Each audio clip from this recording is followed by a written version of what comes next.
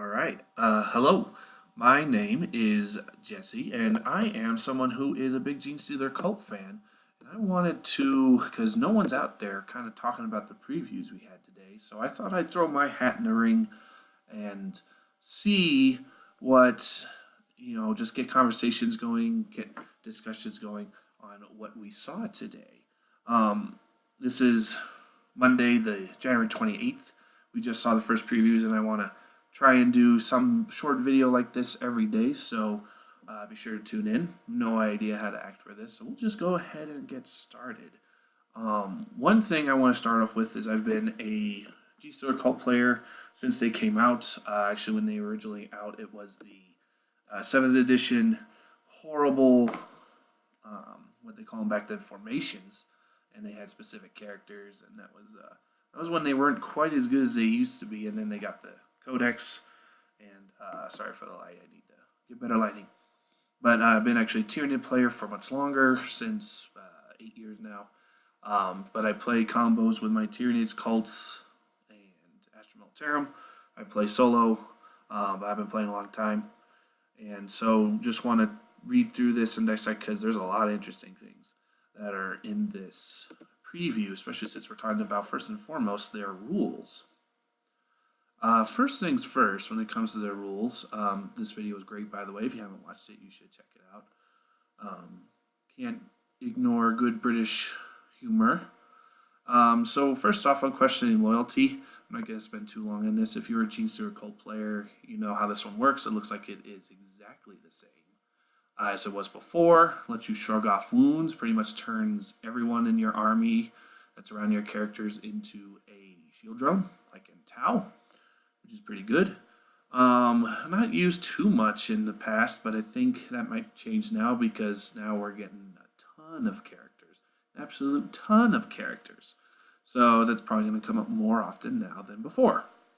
But the idea is, you on a 4-up, you transfer the wound over, which is pretty good. The enemy is 50-50 chance, but 50-50 chance is better than no chance.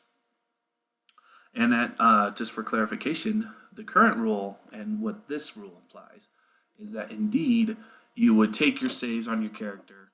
Once the save was failed, before damage is done, you would then transfer it over to the other unit, and it would be one mortal, so the damage is more or less negated. The reason why I say this is because they have it here, fails a saving throw or suffers a mortal wound, so it does not talk about damage. That is the important part, so keep that in mind. Just to talk about this hypermetabolism real quick, 1 CP to heal D3 lost wounds on a character. That's pretty good. And my cat is scaring me half to death. Thanks, Katniss. Alright, anyways. So, healing D3 lost wounds. I think that's going to be pretty good on this bloke here. As well as especially this new guy, our Abominant. Because he heals anyway. And so, if you get a bad roll on his own healing, then you could do hypermetabolism to get him up even more, and he's pretty much a one-man powerhouse, so you can't complain about that. But now to get to the juicy stuff. Cult Ambush. Oh boy. Oh boy, oh boy, oh boy. Now one thing I'm curious about, we'll see if we get any news on this, is if Return to the Shadows is still a thing. You'd think it'd be mentioned here, but it is not. So we shall see in the next few previews. I was hoping that maybe Return to the Shadows could be baked back in like it was in the 7th edition book, but that was pretty powerful to pretty much have an entire army that could teleport anywhere and everywhere it wanted. So that might be just gone. It might still be a stratagem like it currently is. We'll just have to see. Anyways, talk about Cult Ambush, because man, did they change things. So first and foremost, some things I've seen out there talking about how it looks like things are set up. First off, this underground, which looks like to be the closest thing we have to our current Cult Ambush. It says during deployment, set up an infantry unit underground. At the end of your movement phase, they set up anywhere on the battlefield that's more than 9 inches away from the enemy. That is a statement of fact. So what I am getting from this is that there is no table. If you Cult Ambush and you go underground, you are specifically going to 9 inches away. You are not going to roll on a table and potentially get the 6 where you're 9 inches away and then move. You're not going to roll a 1 and be randomly stuck on that table edge or that table edge. You are just 9 inches away, period. You get the fourth option. In my opinion, this is a big buff because now you don't need to have shenanigans with the Primus and doing the stratagem to try and guarantee a 4 up. Because if you got a 3 or lower, that was just not good. If you were lucky, you were still in good position, but most of the time you weren't. So in my opinion, I think this kind of helps alleviate his requirement because he allowed us to do the reroll. Now it's just you're 9 inches away. If I'm reading this right, that also means that the whole characters bringing in the infantry is not going to be needed anymore either, because everyone just can come in at 9 inches, which is, you don't need to lower your chances of failure by having a character roll for 2 units instead of having 2 units that roll twice. So, but I think this is a big buff. It's this consistency, and we have a stratagem later that I think will alleviate the little bit of pain of kind of losing our 5 and 6 rolls on our table. But this is the cool part. The cult ambush, if you're in ambush, which by the way, Genestealer Cult players, I don't know about you, but I'm probably going to need to update my vernacular. Often when I was setting up my armies and I would talk about things, I would say, oh, these guys are in ambush. Well, now that means they are technically underground, because the wording of this suggests that if they're in ambush, then you're using this system. This system, you get 28 blip markers. I'm guessing you could still put more blip markers on there. It's just that each blip consists of a unit, and 28 units is a ton of units. And I think that's a pretty good number to at least start with. And perhaps GW will be kind enough to let us be able to buy the packs of these if we need to. But I think 28 is a relatively good number. So instead of setting up underground or on the battlefield, you then choose a place to put the ambush marker in your deployment zone per unit. So as it says here, you can even put vehicles and the Cult Lehman Russ into an ambush like that. So pretty much all you're doing, if you're deploying, is putting little dots, and those dots could be anything. And they specifically mention that you don't even have to pick what dot means what. As soon as they are revealed, which is at either the start of your movement phase or at the end of your opponent's movement phase, you just pick whatever's convenient for you. This is enormously powerful, almost scarily powerful. The one question I did see, and this might have to be FAQ'd or maybe it will be addressed in the rule itself, but if this counts, if you're putting a blip down and then technically your model is off the table somewhere, it's off the table, it's not on the actual game table, is that count as reserve? Technically they're on the table, but they're not. So it's kind of a weird interaction. Like, does that hit will this system impede the 50% marker? Because in my opinion, if it doesn't, then you might as well just deploy everything as blips. Everything. If you want to put some things underground, I can teleport forward, that's fine, but everything else, blips. Because that gives you so much power in terms of your own deployment. You deny your opponent the ability to counter deploy you, and I'll talk about scenarios here in a minute, but it's just crazy good. And so if it is the fact that this blips do in fact hit the 50% mark, that'll be interesting. GW hopefully will address that quickly, because I'm sure that'll be the very first thing that people will ask, because it's starting deployment, and they might find it very unfair where it's like, where's your whole army? Oh, it's right here, and it's all these blips. There's literally nothing on the table, just the cardboard blips, and that might make people quite angry if you go pure Genestealer Cult. But we'll have to see. And in fact, just compounding onto this, like this scanner decoys stratagem, where instead of having 1 blip for a unit, it has 4 in total, so there's 3 decoys that you just add onto the field. And if I'm reading this right, it's a before the game stratagem, so you can use this as many times as you want.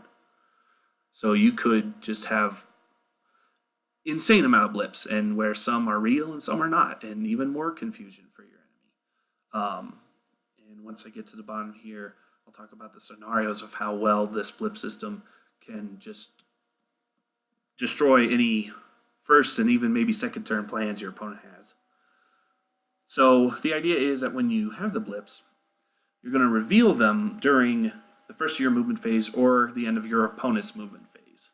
I guess I'll just do that now. It seems logical. So right now, in Chapter Approved 2018, when you deploy one whole side and your opponent's whole side. Say we're in this scenario, you're the one that won, or I guess lost the roll off, so you actually deploy first. If you deploy first, and you can put all your blips down, we'll say in either scenario, maybe you wanted some things out in the open that you know for sure what they are, and some things are blips. Say that's going on. Well, if most of your army's blips, your opponent doesn't know when they counter deploy what's really where. They have to try and guess, and they may be wrong. You can even later, when the blips are revealed, be like, oh, you put your anti-tank weaponry right there. So I'm actually going to put the tank that's a blip on the other side behind cover, so that way you don't see it. Because keep in mind, so if you deployed first, you have all your blips out. Your opponent tries to counter deploy. And most of the time, when you pick to go first or second, say you choose to go first, they do not get seize the initiative. You would then reveal yourself, and that allows you to pretty much redeploy how you want, just depending on the blips. That's huge. It's like the similar rules that like the Swarm Lord has with his Warlord trait to redeploy things. Other armies have similar redeployments. That can be huge for a game. But say the other scenario. You're going second. So it's like, well, you're counter deploying anyway. What's the big deal? Well, the big part is that you don't reveal your blips until the end of their movement phase. So they're going to be moving their army out, trying to get in position for attacking you, but they have no idea what they're attacking. If your whole army's blips, if say we have the rule that everything can be a blip, your opponent doesn't know what's there at all. They can try and any aggressive move they might want to do turn one is nigh useless because you can just, oh, you got your big jump unit really close to me in that quadrant, I'll just put my throwaway neophyte squad right there, instead of the big Lehman Russ tank or something. Something that's much more valuable. Or it's like, oh, you have your shooty unit there, well, I'll put my big unit Pierce Drains over here. And now your opponent's going to be like, uh-oh, that unit's dead, because now they're right by the Pierce Drains. Or just meet match for match, that big unit of jump hammer infantry from the Space Marine captains and such, the Smash captains. It's like, oh, I wanted to charge in something squishy, but now I'm charging into a giant unit of Genestealers that, sure, I'll kill some, but they're most likely going to kill him back. So, I mean, hugely powerful. This is, excuse me, this is insane. It's so cool. It's so cool. Then you have things like Came From Below, one command point again, super cheap. Instead of revealing your blips, you can transform the blip from being an ambush to underground. So remember, underground is the more or less current rule of running forward 9 inches away from the enemy and attacking them. So this way, there's even more blips that they're like, don't know what they are, but then you're like, oh, well, no, actually, those aren't actually there. They're underground and will attack you second turn. I will say, I think the underground will not allow us to assault turn one. I don't think we'll be able to do that. If we are, I would be surprised. I think the idea is that the blips allow us to have enough of a defense to survive turn one, and then let the couple units that will be underground to be effective. Because right now the problem with Genestealer Cult is that you're wide out in the open and you just get blasted for a turn at the minimum. Sometimes 2 turns if you go second. And by the time your reserves arrive from Cold Ambush, if they arrive well when you roll on the table, it's too late. The rest of the army's been devastated and they can't make up the power difference. So I think this idea is that the blips are your defense while you wait for your undergrounds to push, and you just create confusion with your enemy to try and keep them off kilter, because pound for pound, Genestealer Cults probably don't match up very well with everyone else. But if you trick them, if you go for your strengths against their weaknesses and just kind of bolster and defend against their strengths, then Genestealer Cult can win. So we'll have to see. But I'm thinking, I'm putting my hat in the ring that the underground will not let us assault turn 1. It will not. However, excuse me. This next one, the perfect ambush. This is what I was talking about earlier. That kind of the idea that we only will deploy 9 away is going to be alleviated a bit by this. The pain of losing our 5 and 6 results on our table. It's not as good as the 6th, but it's the 5th one essentially, because this, for 3 command points, this is expensive. But keep in mind, I'll explain, I think this is pretty powerful. You either move d6 inches, or it can shoot, as if all its weapons were, if it was in the shooting phase. Couple things. It says that if it was deployed using Call Ambush ability, so you have actually 2 options to use this thing, either from the blip or from the, or even from the underground. So what I think is going to happen is, if it was from the underground, then this operates just like the 5 result. You reveal your guys, they come out 9 inches away from the enemy, you pop this on the unit, it either moves d6 or it shoots, which, by the way, with the new 3-armed gunslinger, the Kellermorph, this thing is insane. The ability to guarantee he gets 2 shooting phases, essentially, is, that's deadly. But you can also, when you reveal the blip, do this. Now, it says you use it in a movement phase. Immediately after you set up the unit using the Cold Ambush ability, you can either move d6, as if even if it is right from reinforcements, or it can shoot with all its ranged weapons. Now, I assume with the blips, when you reveal the blip, you can still move. If we look up here, if you have first turn, you reveal all your blip markers at the start of your first movement phase. I think this would allow you to get an additional d6 move without it being an assault, or I'm thinking of old editions. Not a run, it's advance. There it is. Get an extra d6 inches out of your advance, so that way you can get Genestealers really close. So instead of moving 8 plus d6, it's 2d6 plus 8. And that might just be enough. I don't think that's quite as good as, say, really buffing the Kellermorph and making him go shooty, and kill everything in sight, but we'll see. But I think this is still a really good stratagem. 3 is pretty expensive, but for what it does, I think that's pretty good. Keep in mind, this also does not prevent charges as well.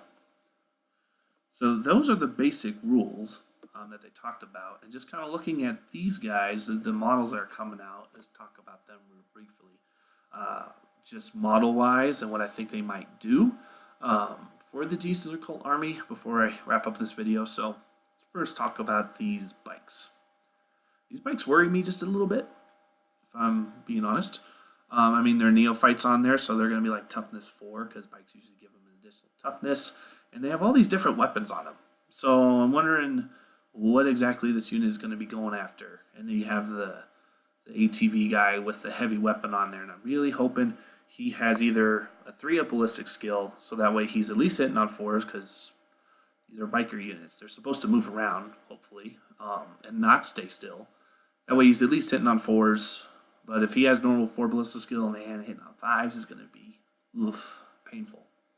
There is a rumor that one of the cults, because it is confirmed we're going to get specific cult rules, is going to be essentially you can move without penalties to heavy weapons and advance without penalties to assault weapons. That one sounds pretty good. If that one exists, then that will really help these guys if they don't have the innate rules for ignoring heavy weapon movement. If that is indeed a cult, then I would assume that they don't, so that would really hurt their viability in other ones. But, I mean, we'll see. They look kind of like demo charges right here, so if this was a whole squad that could assault and throw demo charges onto something, oof, yeah.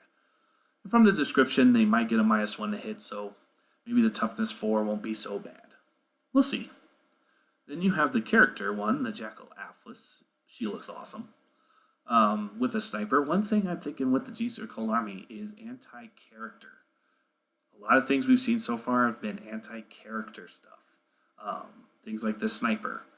There was a rumor of a 3 command point stratagem that turns off an aura ability of a character. If that is indeed in here, oh, bye Gilliman. Goodbye to all your usefulness. But you have snipers, you have the bio... not him. Him. There is this guy, the Biophagus. His rule, which buffs the aberrants, but he has his staff does special things against characters. So I think there's going to be a lot of anti-character stuff.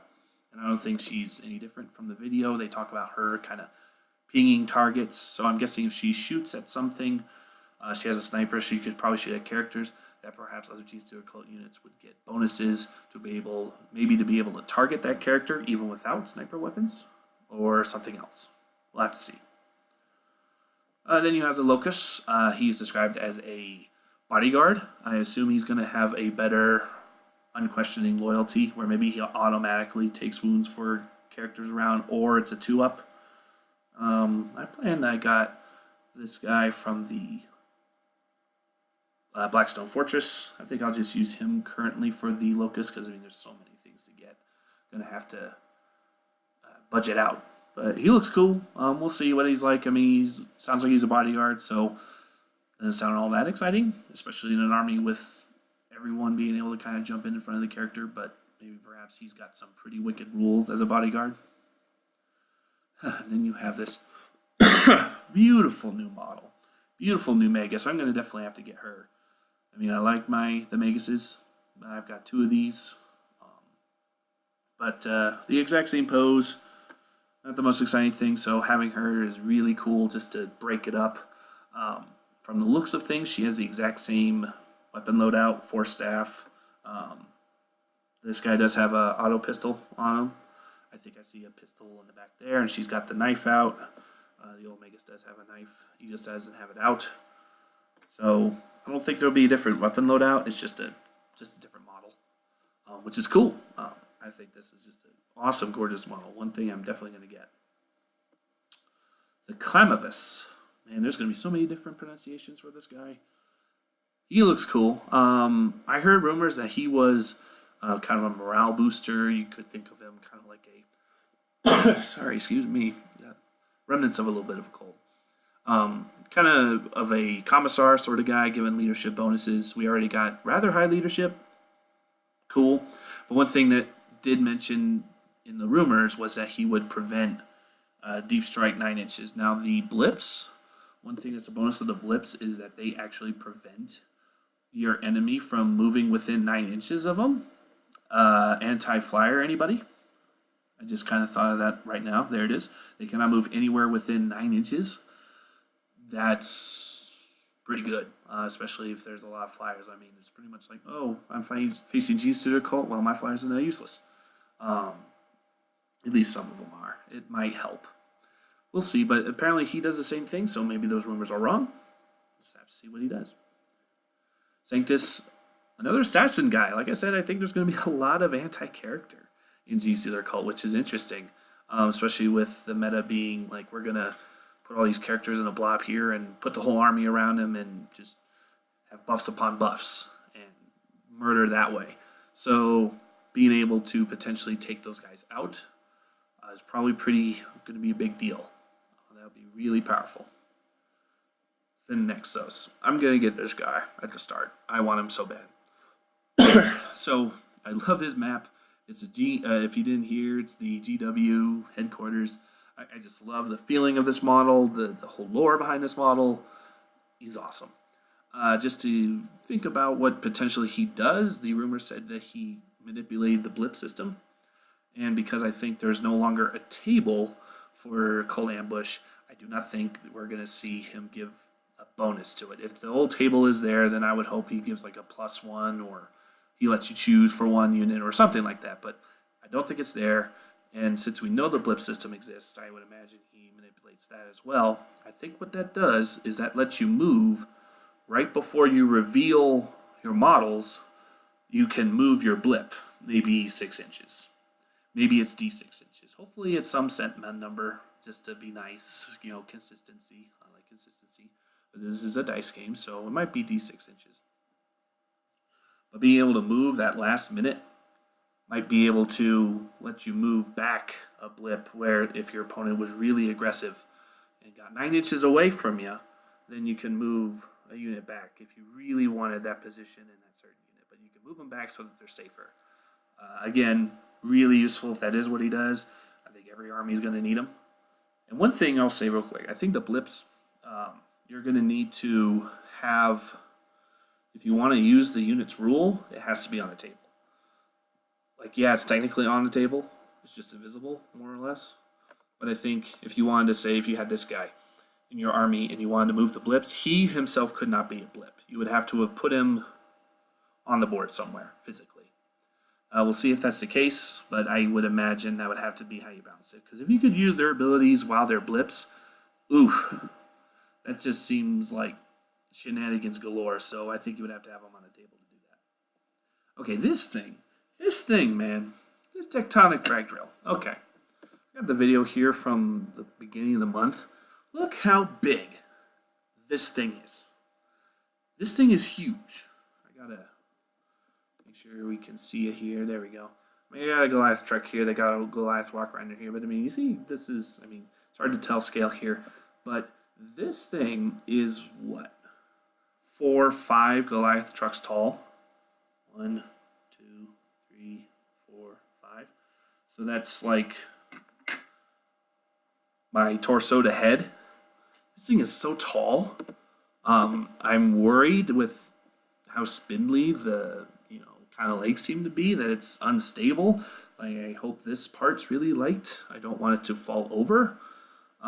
It looks cool. Looking from the descriptions here, that causes earthquakes, so I'm thinking it's going to be the replacement for our the armies. Every other army has some sort of orbital bombardment where they can pick a point and it causes mortals. I think this is our answer to that, because Genestealer Cult's lore doesn't necessarily lend itself to having fleets in space. I mean, it's possible, but they don't normally would have that. They would normally have something more like this, where it's some sort of ground-based device that would cause problems, which would be interesting. Who knows how many points this is? I think it would have to be cheap if that's all it did. And then how tough it would be, we'll have to see. We'll have to see what it does. Some people were saying this would let you move troops around. That'd be cool. I mean, if the drill itself was some sort of transport. I don't think it'll do that. We'll see. It'll be interesting to find that out for sure. And that's Brood Brothers. We all know what Brood Brothers do. As for the questions of, is it going away? If I understand right, I think I heard from an interview from a few months ago, someone did mention Brood Brothers, and that they felt it would be unfair if they took away a lot of the options. So I think a lot of the options for us will still be there. If anyone got Militarum Tempestus, I think you guys are going to be kind of left in the dust, because I don't think we should have been taking those anyway. But everything else I think is going to be still possible to take. We may not be able to take a battalion and get 5 command points. That might be something that goes away where we get the command points, but we'll have to see. But I think all the other units will still be available to us. So those big Baneblades, those will still be around. We can't put them in a blip as of right now, and if we could, oh my god. Oh, what is it? Is that a 10-man unit of Neophytes, or is that a Baneblade? You will never know until you move. Then we have the books. They look cool. I'd really like the limited edition, but I saw some prices, and apparently this sucker is like $250. Too rich for my blood. I would like to buy some models with my book, so I'm probably going to go with the limited edition. I didn't get the limited edition Genestealer Cult book, but I did get the limited edition Tyranid book, and I'd like those 2 combos. I think that would look really nice. The cards and dice, going to definitely get those. Just to talk real quick about the other releases, because we had 2 other kind of articles in the 2 weeks prior to this. The Biophagus, talked about him briefly a little while ago. He's cool. He's not on the pre-order, apparently. I mean, they listed everyone else on this Sunday article, but he and the Oh, he is not there either, but he's in the kill team box. But this and this unit aren't there, so I'm thinking the next 2 weeks after this we'll see them. That'd be a small little release, so it makes me wonder what else is there. But if there is anything there, I think we're going to get the Biophagus, what is this thing called again? The Ridge Runners, and then we could get the Abominant and Aberrants.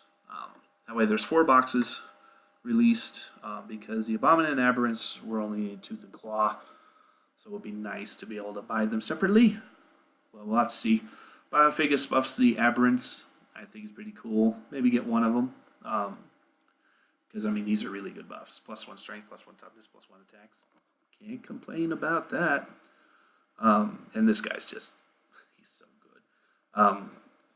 I fear when I get him, I'm not going to be able to do the smoke and the bottle and his bottles anywhere near as good as they are here. So I'm like, oh man, it's not going to look as good as here, but hey, it's an opportunity to learn to paint better.